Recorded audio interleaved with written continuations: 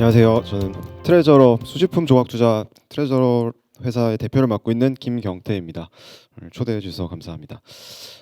저는 아마도 앞서 이제 두 분이서 너무 좋은 사례들 많이 말씀해 주셨는데 그것보단 조금 더 아마 현실적이라고 해야 되나 좀 더 유저 기반에 맞춰서 좀 더 설명을 많이 드리고 싶습니다.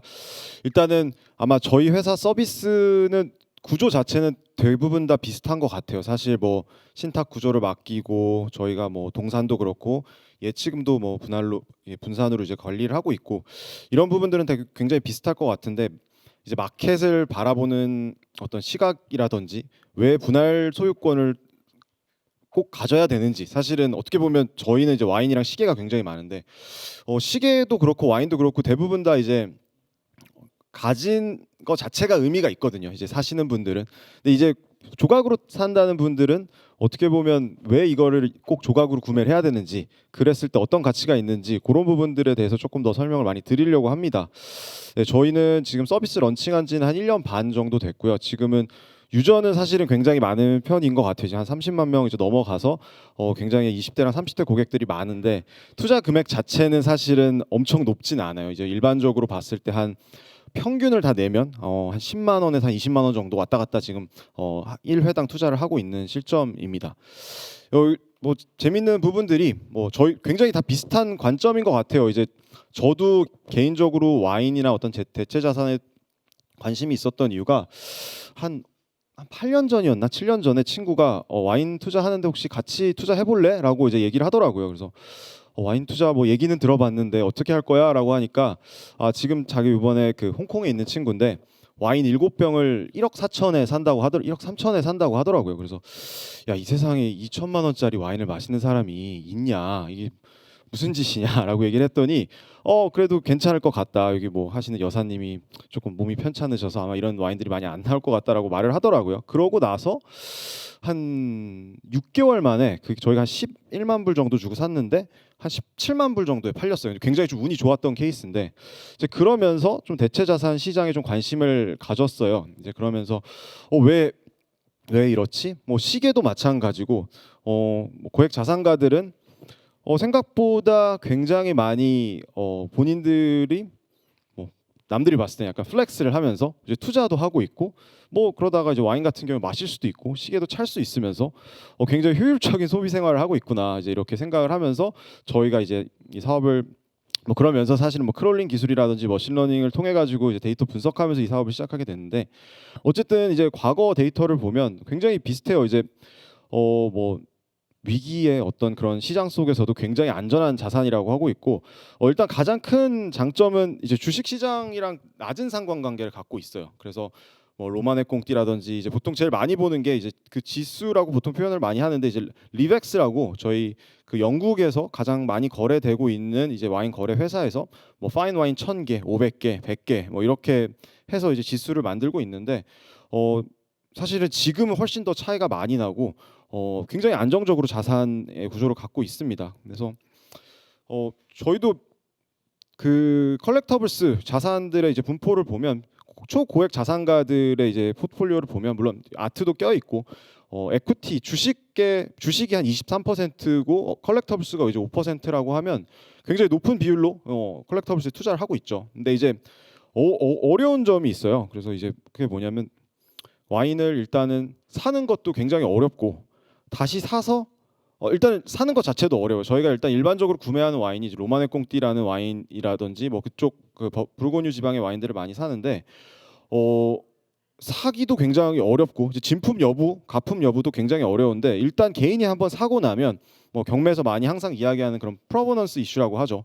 이 물품이 어떻게 보관되어 있었다라는 어떤 그 기록이 없어요. 그래서 이제 유동성도 굉장히 많이 떨어지고 다시 뭐 운 좋게 그 와인을 좋은 가격에 샀다라고 하더라도 이제 다시 그걸 판매하기가 굉장히 어렵죠. 이제 그러다 보니까 결국에는 전문가들을 끼고 있는 이제 고액 자산가들이 많이 구매를 하게 되어 있는데 저희 같은 경우에도 좀 이런 문제점들을 해결하려고 플랫폼을 만들어서 굉장히 다들 이제 비슷한 서비스인 것 같아요. 그래서 저희도 이제 마켓에서 처음에 이제 공모를 하게 되고 구매를 하고 이제 판매를 하고 이제 매각을 하거나 아니면 중간에서 이제 마켓을 거래를 할 수 있는 그런 이제 플랫폼을 개발을 하고 있습니다. 그래서 일반적으로 저희가 취급하는 상품들은 와인도 있고요, 이제 위스키도 있고, 이제 또 수집품들 중에 이제 스니커즈 중에 이제 굉장히 비싼 스니커즈, 이제 사실 스니커즈 같은 경우는 한 족만 했는데 한 3억 원 정도 되는 이제 스니커즈를 저희가 구매를 해서 소더비에서 낙찰을 받아서 이제 다시 판매를 하고 있고요.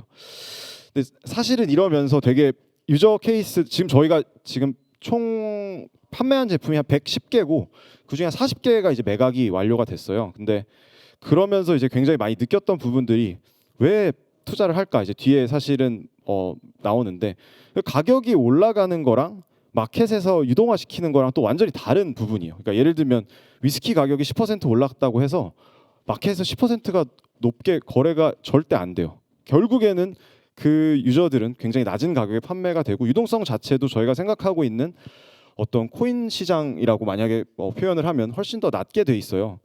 근데 그래서 사실은 제가 되게 많이 고민했던 부분들이 그런 것 같아요. 이제 STO도 그렇고 법적인 부분들도 그렇고, 사실은 기본적으로 비즈니스가 굉장히 성장을 많이 하고 거기서 발생하는 어떤 안 좋은 부작용들 때문에 법들이 생기면서 이런 것들을 규제하고 사실은 성장해야 되는 부분들이 많은데, 만약에 그 본질적으로 법 자체, 어떤 서비스 자체가 크게 발전 가능성이 없고, 그리고 뭐 이거 자체가 어떤 크게 성장을 하지 못한다라고 하면 이게 엄청나게 사회에 악영향을 주지 않는 이상 사실은 제재하기도 굉장히 어려워질 거라는 생각을 많이 하고 있어요. 그래서 저희 입장에서는 어떻게 하면 결국에는 이런 거거든요. 초고액 자산가들이 보유를 하려고 사는 거랑 일반 MZ 세대들이 투자를 하려고 사는 것들은 사실 프로덕트 마켓 핏 자체가 맞지는 않아요. 저는 스타트업을 하는 대표 입장에서 사실은 법률적인 부분들이, 이제 금융적인 부분들을 이제 많이 공부하는 입장인데, 프로덕트를 내놨을 때 사실은 로마네 꽁띠라는 와인은 일반 20대들은 들어봤을 수도 있지만 이게 투자가 된다는 이런 것들도 사실 되게 어렵거든요.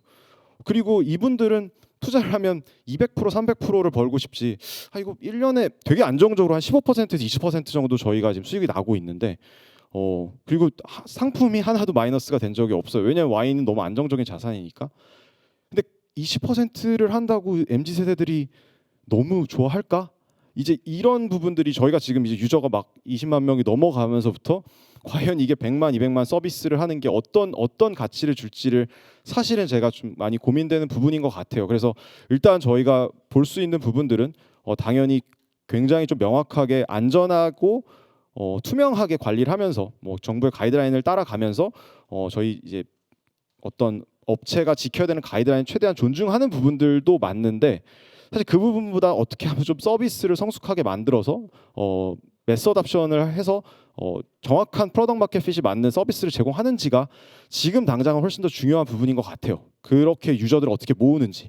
그게 아니라고 하면 앱도 필요가 없어요. 사실은 그냥 고액 자산가들 대상으로 할 거면 그냥 만나서 PB들이 판매하는 게 낫지, 그냥 하나의 상품으로 만들어서 뭐 ETF라든지 뭐 이렇게 판매를 하는 게 낫지, 이렇게 복잡한 규제를 풀어가면서 할 필요가 없다고 생각을 해서, 이제 몇 가지 해외 사례들과 뭐 기술적인 부분들이 어떻게 이런 문제점들을 해결할 수 있을지 조금 고민을 했습니다. 뭐 좀 가볍긴 하지만, 뭐 해외 사례가 일단 저희랑 좀 비슷한 회사가 이제 랠리로드라는 회사가 있더라고요. 그래서 원래는 클래식 자동차를 해서 판매를 하고 있고요.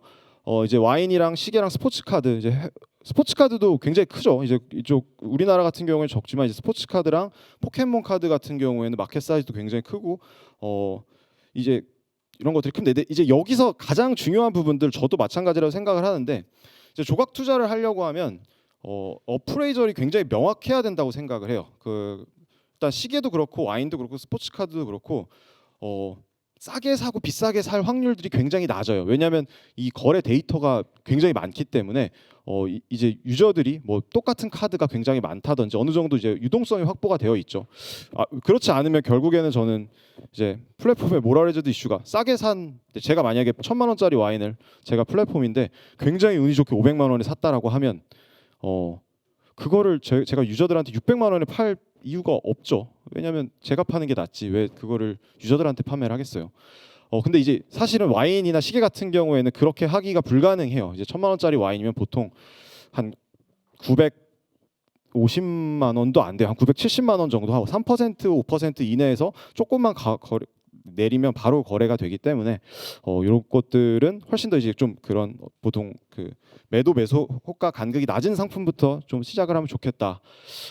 랠리로드 같은 경우에는 조금 특이하더라고요. 이제 미국 회사인데 예전에 어떻게 보면 와인 그 미술 펀드랑 비슷하게 투자 물품마다 SPC를 설립을 해서 권리를 만든 다음에 한 달에 한 번씩 특정 기간 동안에 거래를 하게 하고 다시 등기를 정말 그렇게 치는지까지는 모르겠어요. 그래서 이게 전자 어떤 시스템으로 되어 있는지는 모르겠지만 어쨌든 그런 부분들 때문에 이제 SEC 규제라든지 이런 부분들 때문에 모든 물품마다 법인을 새로 만들어 가지고 진행한다고 해요. 근데 이제 그런 비용이나 관리 비용이 저도 스터디를 많이 안 해봤지만 아마 우리나라가 해야 되는 그런 과정들보다는 획기적으로 낮거나 간편할 거라고 예상을 해요. 왜냐하면 저렴한 물건들 같은 경우에는 1,000불짜리 물건도 조각 판매를 하는데 만약에 그 비용들이 훨씬 더 넘어선다라고 하면 가치가 없을 것 같아가지고 그렇게 해서 이제 분할 소유권을 판매를 하고요.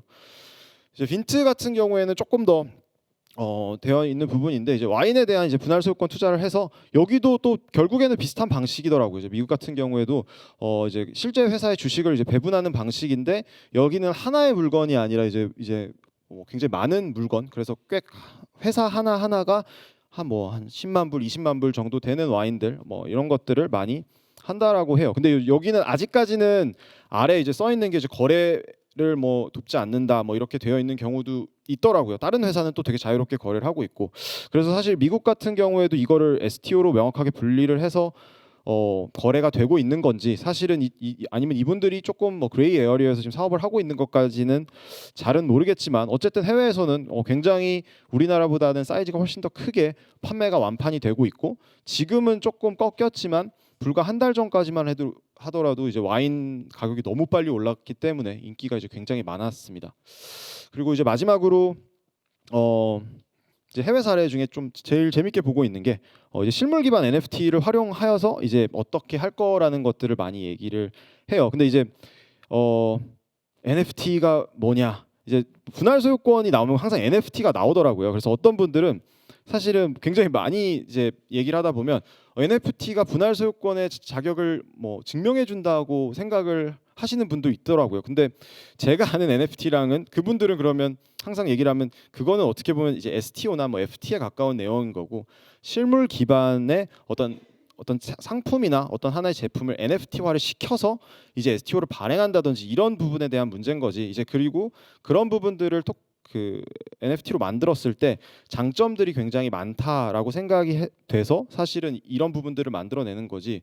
NFT 자체가 꼭 무슨 NFT를 만들어서 억지로 분할 소유권이 NFT로 증명이 된다. 사실 이런 부분들은 저는 개인적으로 이해는 안 가는 것 같아요. 결국에는 그렇게 되면 1 더하기 1은 NFT 2개를 합치면 2개의 가치가 된다라고 하면 NFT 본질 자체에 조금 어긋나는 부분들이기 때문에 이렇게 되어 있는 것 같고 근데 그럼에도 불구하고 이 4K라는 프로젝트는 제가 개인적으로 봤을 때는 어떤 디파이도 연결하려고 하고 있고 메타버스도 연결하려고 하고 있고 이게 굉장히 뜬구름 잡는 소리 같지만 사실 생각보다 이제 스탁엑스에서도 많이 사용을 하고 있고 NFT를 실물 기반 NFT를 활용을 했을 때 장점들이 굉장히 많아요. 그래서 사실 저희도 이제 준비를 하고 있는데 그 부분들은 조금 시간이 좀 부족할 것 같아서 나중에 설명을 드리도록 하겠습니다.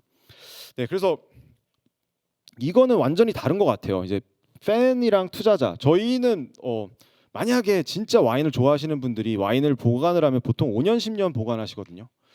그렇기 때문에 투자라는 것들이 가능한데 저희 투자분들 거의 지금 투자하신 분들이 5만 명이 거의 7만 명, 6만 명 이제 거의 그 정도 돼가고 있는데 와인을 굉장히 좋아하시는데 그렇다고 해서 이 와인 저희 투자 플랫폼에서 5년 10년을 기다릴 생각은 아예 없으세요.